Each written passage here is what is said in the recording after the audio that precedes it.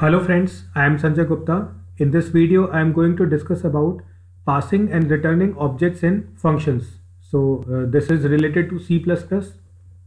So before starting, I want to share my details with you, my contact number, my email ID. Here you can write any difficult topic so that I can make video for your help. You can visit my website. You can download my app TechImage from Google Play Store. It contains tutorials regarding C, C++, PHP, Java, ethical hacking, etc. You can download PPTs from this link.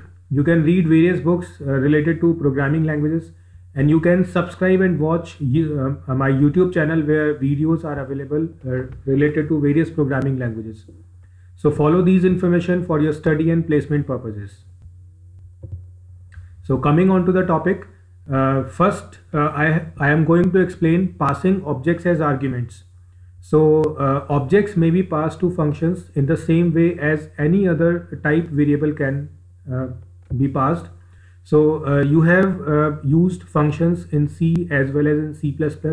So you know about how we can pass variables inside a function. So here is a syntax where you can see that how we can pass arguments which are objects into the function.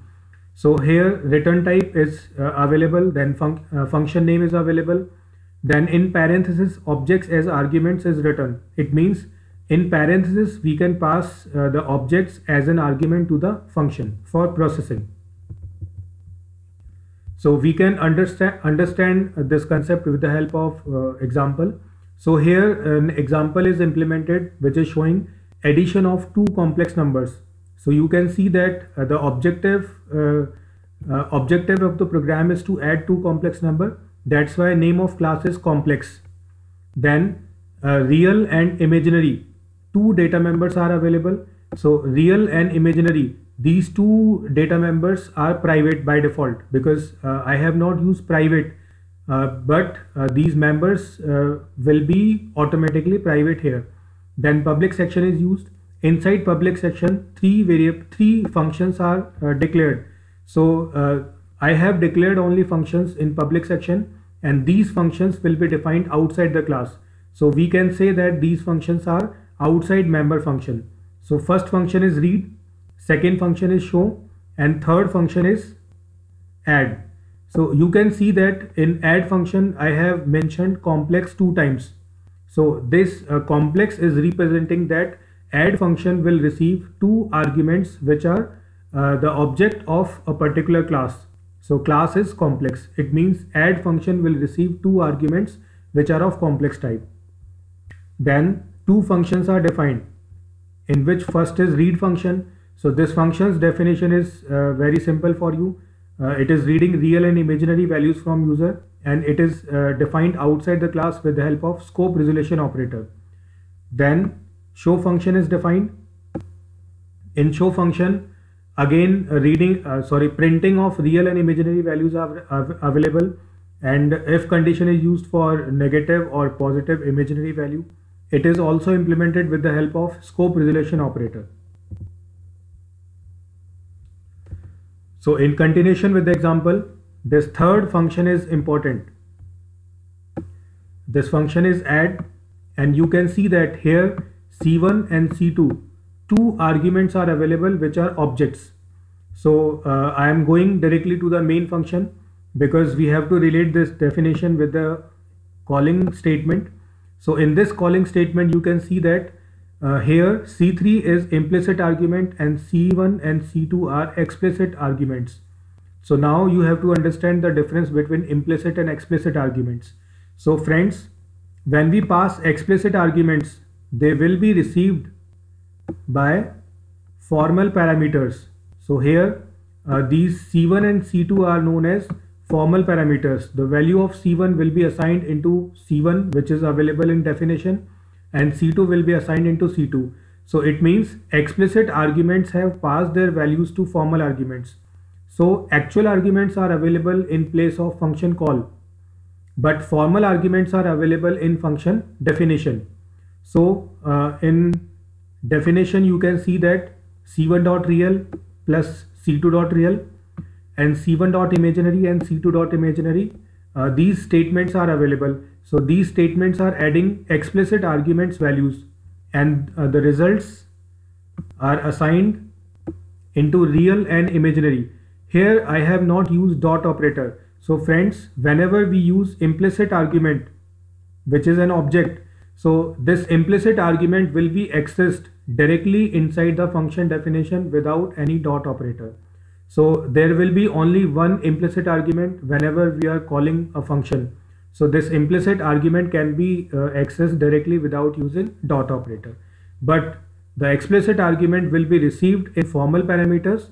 Then with the help of formal parameters, we have to use dot operator, and after dot we can use attributes of the class.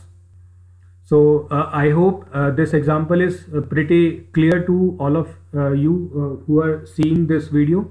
So this is all about passing arguments to the functions. So now I am coming on the second part of this video, which is returning object from function. So in this first point, you can see that as we can pass objects as arguments to the functions, similarly, it is also possible to return objects from functions after processing. When we want to return an object from function, then return type of that function is declared as return object type. So friends, whenever we want to return object from the function, then return type will be the name of the class, because name of class represents a data type.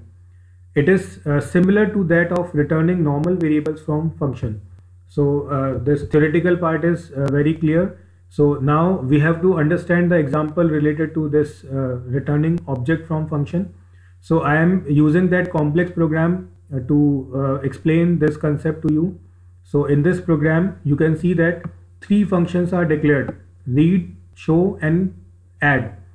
But this add function is modified here because in this function I am passing complex as an argument, and the return type of this function is complex. So read function is defined here and show function is defined here. Both the functions are implemented with the help of scope resolution operator. Now I am explaining the definition of add function. So you can see that it is accepting only one explicit argument, and we have declared a temporary object here which is complex t, and this is return type of this add function complex, and second complex will be known as name of the class. So in the upcoming statements, you can see that t dot real equals to real plus c dot real is written. So this c dot real is explicit argument, this real is implicit argument which is without any dot operator, and t dot real is accepting the addition of implicit and explicit arguments. Then again addition of imaginary arguments. Then return t will return t object, and this will be received by this c3 object. So c1 dot add c2, it is calling of the statement, c2 is passed explicitly and c1 is passed implicitly. So result will be stored inside c3, and with the help of c3 dot show we can display the results on console. So this is all about returning object from the function. So here is some practice work for you.